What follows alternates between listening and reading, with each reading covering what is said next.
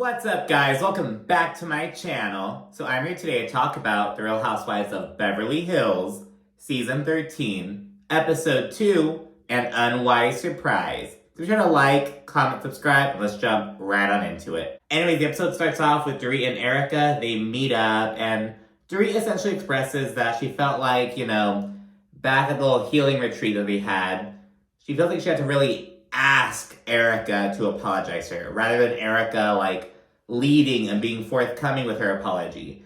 And Erica, she acknowledges that, yes, I fucked up at BravoCon, I wasn't really thinking, I just kind of blurted your name out, and I'm sorry, and, I will fix this with you, Dorit.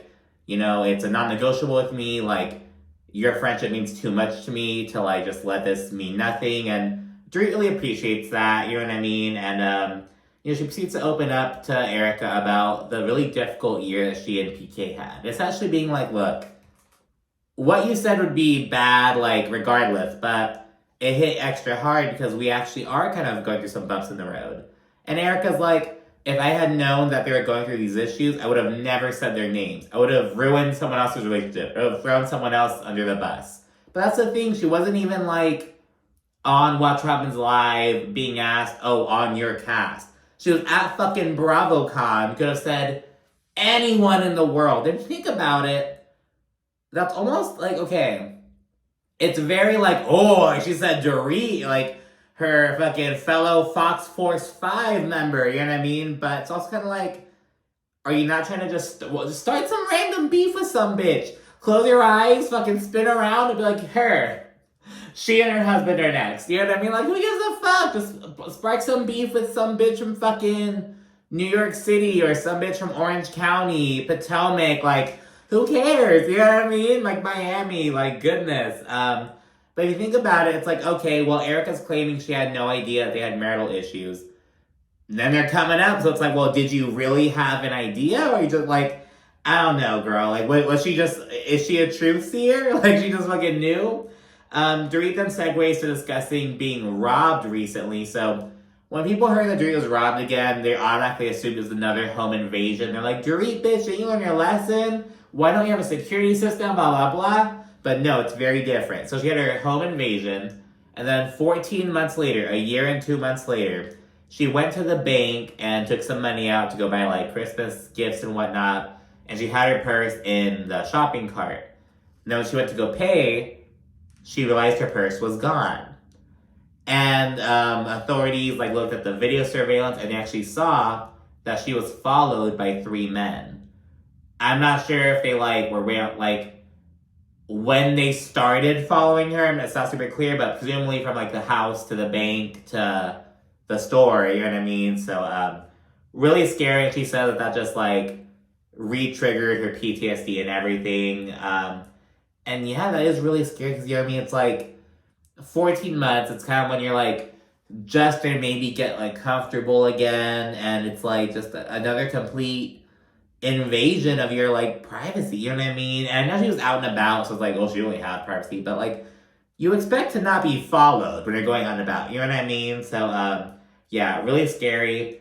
Erica, she reiterates how, she really wants to repair their friendship. And she also wants to stop being so damn defensive. So she's trying to work on those things this year. Moving along, we learn that Sutton and Garcelle are planning a little Vegas birthday trip for Crystal. And Garcelle, she's like, I want to celebrate Crystal. She's turning 40. We want to get the stick out of her ass. So, little cute moment. Sutton then meets up with a matchmaker. And she shares that she's a one-date wonder. And she talks about how, she's just kind of awkward, and she speculates on why she doesn't get asked out again. Remember, last season we saw her go on a first date with Sanjit, but she made it sound like she and him continue to go out, maybe just as friends, not romantically. But yeah, she was like, I think they find me slightly intimidating. I'm above average intelligence. She then says that she doesn't dress sluttily or really revealing, and she wore that fucking cat sweater to her first date. She had notes that she acts kind of strangely when she gets nervous. And we flashed to her fucking scratching her ankle saying, I have neuropathy. So You know, girl, I feel you. Like, first dates are kind of rough sometimes. You know, it's like you just gotta keep it going, girl. You know what I mean? Like, they really are tough, to be honest. Crystal and Rob, they meet up with her brother, Jeff. And remember, he's like a whole pop star over in China. And yeah, she speaks on how, you know, like, some of that aspect a little bit. She says that, like, some people say he's the Justin Bieber of China, things like that. And she also talks about how he was actually engaged about 3 years ago, but during the pandemic, she and her family were really pushing him to come back to America. They're like, look, like, just get the fuck out of China, come back to the US, like, stay with us for a while. But his fiance wasn't able to follow him because she only, like, she's a Chinese national. She has a Chinese passport. She wasn't able to, like, leave at the time. So, she says that ultimately led to the demise of their relationship. And she feels like he blames her for that situation. And this all came up because her brother, he's like, oh, I just turned 41. Like, I need to, you know, fall in love. And, like, you know, I need a matchmaker. He's kind of talking about that a little bit. And so Crystal's kind of speculating about that. And Crystal notes that, you know, she's younger than her brother, but she's, like, the more mature one. And, yeah, and it's like, why would he blame Crystal? Like, and not, like, his... If you're gonna blame anyone, why not blame his parents? Like, was Crystal, like, the loudest voice of... You know what I mean? I'm kind of, like, curious about that kind of dynamic. The brother then asked Crystal, oh, you know, so... I'm around the age that Rob was when he met you, because Rob, he was 40 when he got with Crystal. And Crystal was, like, 20 years younger than he is. And so he's like... Crystal, would you approve if I brought someone who was 20 years younger than me home?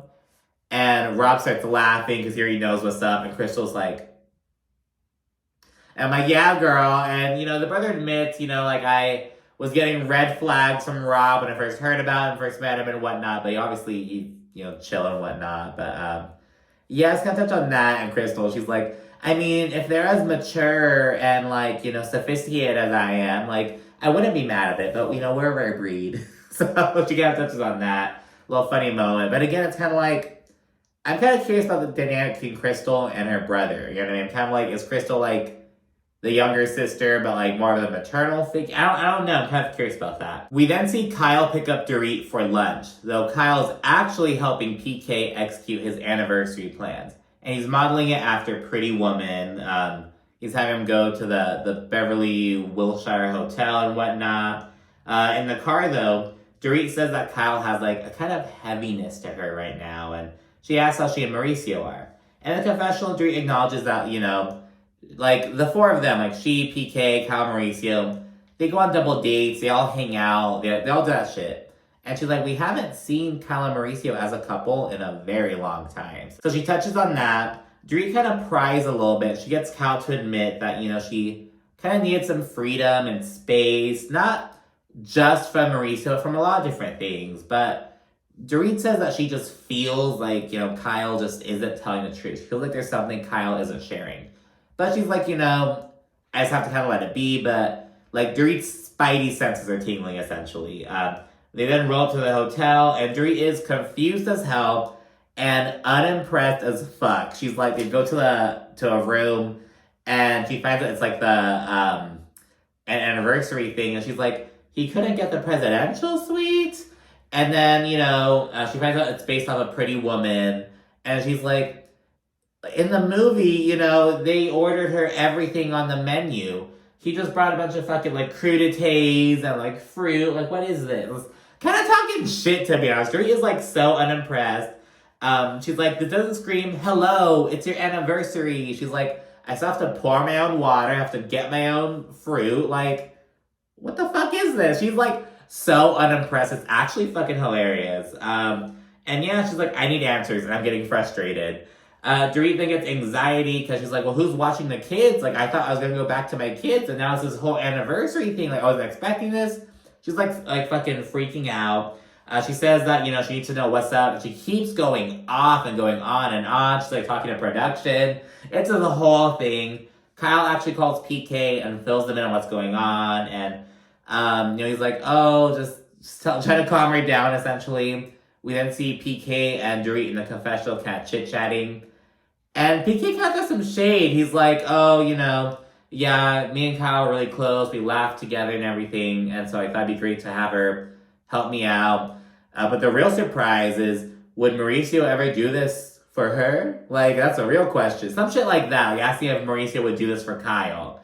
And it's like, ooh, PK. And Dorit's just there laughing and shit. It's like, ooh, that's not gonna age well, I feel. So that's gonna come at the fucking reunion. Like, we're gonna fucking forget that it happened, and it's gonna come at the reunion, though. A little later, Dorit's stylist and glam team and everyone, they come through. And Dorit's upset at the red dress selection. Because, of course, PK, picked out a bunch of different red dresses. The stylist brought them, and Dorit's she's like, I'm a designer. I know it looks good, it works. And she's kind of just unimpressed with everything. And yeah, she gets ready and she meets with PK, who continues doing the pretty woman shit. He gives her this, he puts this necklace on her and he slams it shut and whatnot. You look beautiful, but there's something missing. And yeah, as they're continuing the vibes, they go to this other room, and Berlin, the music group, they're in there, and they're playing Take My Breath Away. And there's this fucking, editor's note, a production note, and they're like, this is actually from Top Gun, not Pretty Woman. And PK keeps telling Dorit, that's actually Berlin. That's actually Berlin. And I'm like, man, I don't give a fuck. I wouldn't know the difference. I think it's a bop. It's a beautiful song. Take my breath away. So yeah, all that happens. Then they have some dinner. And Dorit, she opens up a little bit about struggling to relinquish control essentially in these kind of situations. She's a self-proclaimed control freak essentially. She struggles with that shit. And they segue to discussing the PTSD thing, as PK so carefully puts it. And he says that he struggles to understand the whole concept of, you can't control these emotions and how you're feeling. I just struggle to understand that. And on the one hand, it's okay, he's acknowledging how he doesn't understand something, but it's he just did it so he didn't do it with care. You get what I'm saying? It's just kind of was so you don't give a fuck a little bit. And we know that he eventually kind of says, oh, there's some obnoxious elements to the PTSD, but so we're kind of seeing that little side of PK right now. He adds that he may just stop bothering with surprises all around, considering how Dorit responded. He's like, I don't know if it's worth all the I love surprises, but you don't essentially. But that's kind of dicky. He's like, I don't know if I'm gonna bother with the surprises anymore. He's being a dick. But the thing is, Dorit knew this about PK, but it's easy to be like, oh, he's just being a bubba. He's just being PK. He's just being an ass. But he's kind of insensitive. But yeah, and in the confessional, Dorit's I don't need these big gestures. I need help with the day-to-day things. I need help with the kids, help with work stuff, help with at the house. I don't need these big I don't want to say love bombing, cause but it's that same kind of idea. Oh, I'm gonna go all out with this big old gesture to, kind of save my ass from having to do the day-to-day, the clocking in, clocking out of it all. You know what I mean? And yeah, Dorit, though, she acknowledges, having to help PK help her, essentially. And they're both hopeful they'll get better, though. They both acknowledge that. So, yeah, touch on that a little bit. They check back in with Sutton, and she has Garcelle over. And they discuss the matchmaker and everything. She kind of catches her up on that. And she says she kind of struggles, with navigating traditional gender roles essentially, because and Sutton touches on how she gave up her power in her marriage, and she slowly worked to regain it, and she's not giving it up now, because the matchmaker at one point was I'm a big believer in letting people letting the men lead. And Sutton's let the man lead. Oh no, that's not gonna happen. So things like that. And by the way, this matchmaker, Alana, she just had some fucking Adderall and Vyvanse and caffeine, and she's just on. She's so, I don't know. Hey. You must be Alessandra. Yes, I am. I'm Avi. Nice to meet you. So nice to meet you. Welcome. So yeah, after I touch on that for a little bit, Sutton asks about Garcelle, and she immediately gets super emotional, and she opens up about Jax a little bit, and she says that, she feels like he thinks she's doing it all wrong, and, you know, she feels like she messed up, essentially, and she says she didn't see that he was struggling, and, you know, son, she, like, you know, comforts her, gives her validation, she's like, you're a great mom, and then she adds, she's like, and sometimes teenage boys are assholes. And yeah, and, you know, this kind of chat a bit, and Garcelle, she brings up how, you know, Jax mentioned how he wants to go live with his dad, and Garcelle says that she feels like he's kind of, it's a classic kind of thing. She's like, you know, feels like maybe their dad gives them more freedom, essentially, maybe that kind of thing. And she also acknowledged that maybe Jax is doing it to kind of punish her a little bit. That really is an aspect of it. You know what I mean? Like, when you're angry, you want to punish. You know what I mean? Like, that's a part of, like, our responses sometimes. And, you know, so she's aware of that, and I do think that that's a valid observation. But at the same time, you know what I mean? It's like, it's just, you know, when you're going back and forth, you have these two separate homes. You may gravitate towards one season, another season. You know what I mean? It's natural. It's a cycle of life and whatnot. Not cycle of life, but like the seasons of change and whatnot. That's all that bullshit. So yeah, the next scene is Kyle and her family. They have a little get together for Portia. It's her birthday party. Kyle, she remarks how she feels like she and Mauricio aren't in sync. She said that they've always been like on the same wavelength, but now they're just not, and she can just feel it. You know what I mean? And at the party, Kyle's mother-in-law, Estella, Mauricio's mother, she asks if everything's all good between her and Mauricio. She brings up all the fucking headlines and rumors and shit, and, you know, Kyle, she's like, oh, you know, it's just because they saw me not wearing my wedding ring once, and, you know, she says, you know, it wasn't even, like, about that I was mad at Mauricio, like, in spite of her issues, I still wear my wedding band, like, I was lifting weights. She was literally in gym clothes, and she was like, I was lifting weights that day. That's why I wasn't wearing my ring, you know what I mean? So, touch on that for a little bit. The festivities continue, and Farah, Kyle's oldest daughter, her fake tattoo comes. She's wearing like a little fake tattoo. And Kyle's like, oh, she's just testing it out. Not like me, though. And Kyle says that, and then Mauricio, like, says something, and she learns, like, oh, like, Estella, Mauricio's mom, she doesn't know that Kyle has tattoos. She doesn't know that Mauricio has one tattoo. And I know Mauricio and his family are Jewish. And I'd heard, like, oh, you can't get buried in a Jewish cemetery if you have tattoos. But I just looked it up and I read it's a myth, essentially. I didn't know. I have no idea, to be honest. Let me know if you have any insight on that. So there's also people who just, like, there's, oh, tattoos, just, like, not for it, like, for no particular reason. They're just like, oh, it's not really my thing. Like, my parents have tattoos, like, my mom, my dad, my stepdad, they have, even my stepmom, she has this tattoo actually, a really small one, but they all have tattoos, and I don't have any. I'm not opposed to tattoos, I just don't really care about any. I'm like, what do I care about to, like, get tatted? You know what I mean? That's my perspective on it, but anyways, yeah, so that kind of comes up, and then randomly, like, so randomly, Kyle goes up to her mother-in-law, and she's like, I have tattoos. And I'm like, girl, what's the point? Like, she didn't even act, like, it was just so random. And Kyle was also like, you're not gonna be happy. I have tattoos. It was almost like Kyle was just, like, trying, like, it almost seemed kind of juvenile, just kind of going into the grain, wanting to, like, fucking stir up some trouble for no reason, essentially. So, yeah, that happens, and that literally sparks no reaction from Estella. She's like, I don't care, I'm not mad at that. Like, girl, I don't give a fuck. But then Kyle says, oh, and Mauricio has one. Like, your son has one. And this kind of makes her like, really? Like, they're like, my baby? He has one? You know what I mean? So yeah, that happened. And Kyle's like, oop. And she goes and tells Mauricio, and he's kind of annoyed. And Kyle's like, no, but I said I was just kidding. And she didn't say that, but she just slapped it on at the end. It was like, Kyle said it to be messy, and she regretted it, and just slapped on. I was like, oh, maybe not. I'm not sure. I'm just kidding. So it was just kind of necessary. It really annoyed Mauricio, though. And I'm kind of like, bro, why are you annoyed? You're a whole grown-ass man. Like, even if your mom is upset, and I get the whole, like, I don't want to upset my mom, but it's like, you wanted the fucking tattoo. Like, what is she going to spank you? Is she going to ground you? Like, you know what I mean? So, I don't know, it's kind of weird, but it was so weird of Kyle to, like, even bring it up. I was like, girl, what are you doing? Then at the end of that, it's a new day. We see the ladies packing for the Vegas trip, and they fly out on a private jet. Erica says she gave up fighting for Lent, so she's all about the peace bullshit right now. Now that Lisa Rinna's gone, and she's essentially on an island. Now she's trying to be all fucking diplomatic and establish relations and shit.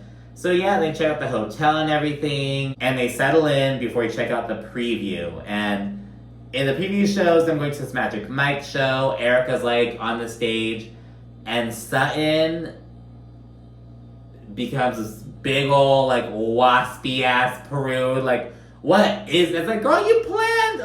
Like, what?